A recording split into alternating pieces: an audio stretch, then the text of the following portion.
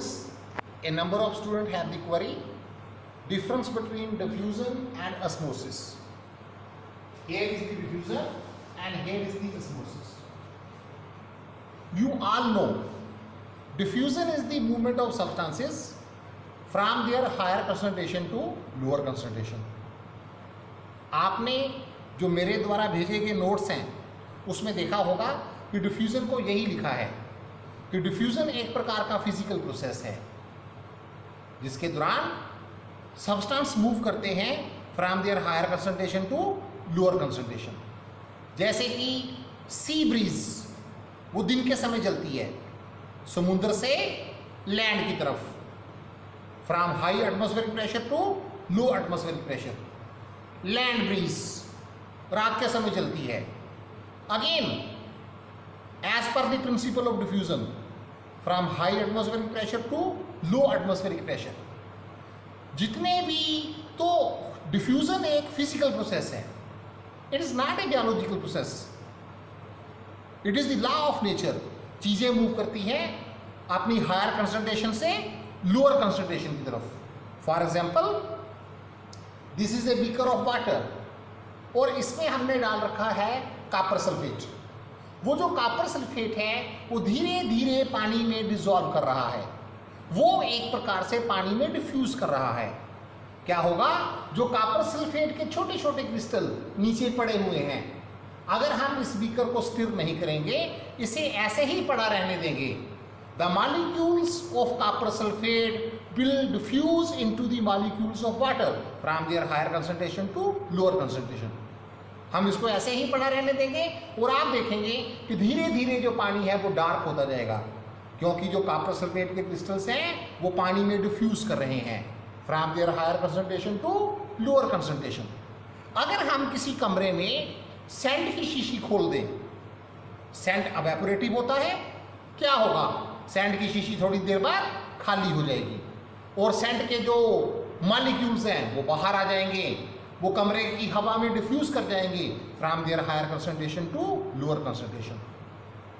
तुम्हारी मदर्स वो जो इस्तेमाल करती है ना नेल पॉलिश रिमूवर, जिसे हम एसीटोन कहते हैं, अगर एसीटोन की शीशी भी थोड़ी देर के लिए खुली रह जाए तो एसीटोन की शीशी भी खाली हो जाती है, क्योंकि उसके जो मॉलिक्यूल्स हैं वो बाहर आ जाते हैं, डिफ्यूज कर जाते हैं from their higher concentration to lower concentration.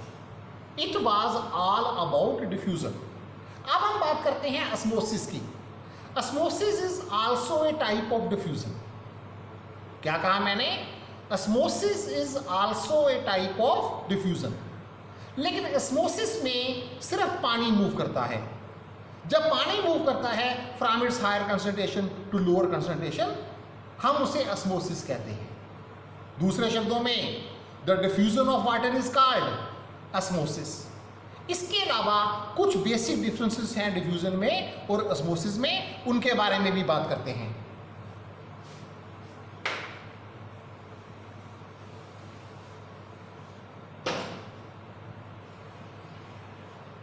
तो देख लिया आपने, डिफ्यूजन में सब्सटेंस मूव करते हैं from their higher concentration to lower concentration, और ऑस्मोसिस में मूव करता है सिर्फ पानी।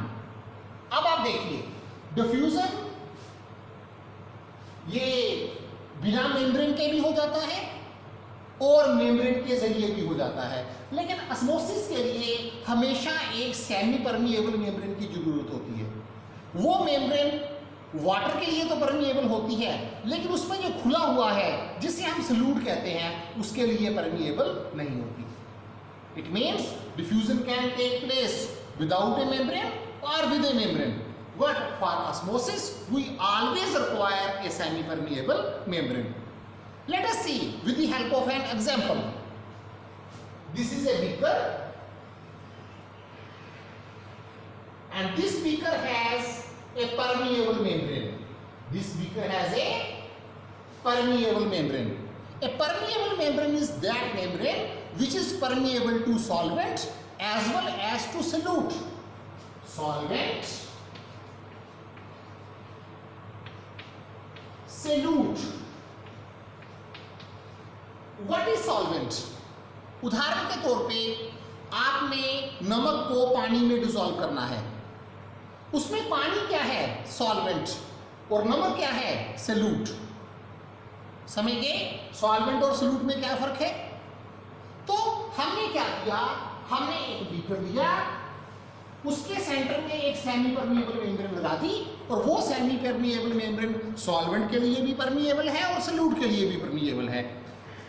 इसकी हमने दो साइड्स मार्क कर दी, ए साइड और बी साइड। इसमें हमने डाला 20% साल्ट सॉल्यूशन। क्या डाला 20% साल्ट सॉल्यूशन। 20% साल्ट का मतलब है कि अगर 20% साल्ट है बाकी 80% क्या है पानी H2O। जो बी साइड है वहां हमने डाला 50% साल्ट सॉल्यूशन, मतलब 50% साल्ट और 50% पानी H2O। सिमिलरली ऑस्मोसिस के केस में भी हम ऐसे ही करेंगे, लेकिन ऑस्मोसिस का केस एक्सप्लेन करने से पहले हम डिफ्यूजन का केस एक्सप्लेन कर लेते हैं। और आप याद रखना दोनों साइड्स के बीच में परमिएबल मेम्ब्रेन है। क्या है बच्चों permeable membrane. A permeable membrane is that membrane which is permeable to solvent as well as to solute. So what is happening? In A side there is 20% salt, 80% water. In B side there is 50% salt and 50% water.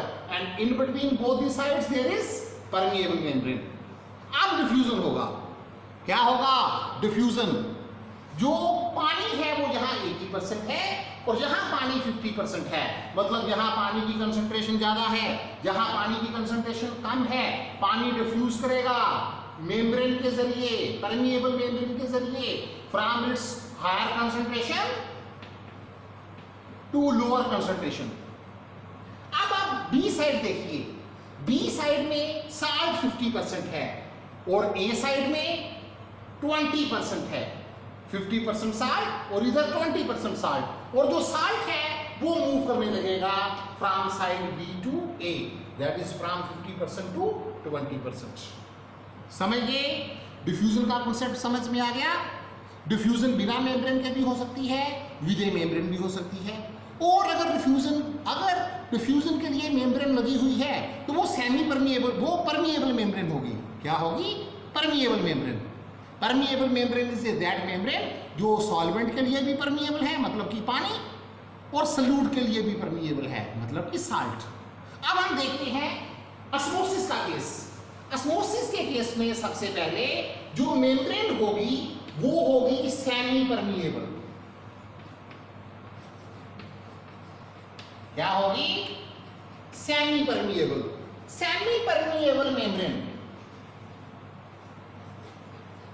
Semi permeable membrane मतलब एक ऐसी membrane जो solvent के लिए तो permeable है लेकिन solute के लिए परमिएबल नहीं है। Again there is A side, B side, same concentration 20% salt, 80% water, and over here 50% salt, 50% water. क्योंकि जो मेम्ब्रेन है वो क्या है सेमी परमिएबल मेम्ब्रेन। अब सेमी परमिएबल मेम्ब्रेन पानी के लिए तो परमिएबल है लेकिन साल्ट के लिए परमिएबल नहीं है, जिसके कारण जो पानी है वो तो मूव करेगा from A side to B side. पानी मूव करेगा from A side to B side just like diffusion, just like diffusion. लेकिन साल्ट मूव नहीं करेगा। साल्ट इसलिए मूव नहीं कर पाएगा क्योंकि जो मेम्ब्रेन है वो सेमी परमिएबल है। इस केस को हम ऑस्मोसिस कहेंगे। क्या कहेंगे ऑस्मोसिस। तो क्या होगा धीरे धीरे ए साइड का लेवल कम हो जाएगा और बी साइड का लेवल बढ़ जाएगा क्योंकि पानी मूव कर रहा है from side A to B, लेकिन जो साल्ट है वो साइड बी से ए की तरफ मूव नहीं कर रहा। ये देखिए, हमने इसमें कॉपर सल्फेट के क्रिस्टल डाले थे, वो काफी हद तक पानी में डिसॉल्व कर गए हैं अपने आप, और जो पानी है वो डार्क हो गया है। ये एक डिफ्यूजन का सिंपल सा एक्सपेरिमेंट है। Thank you.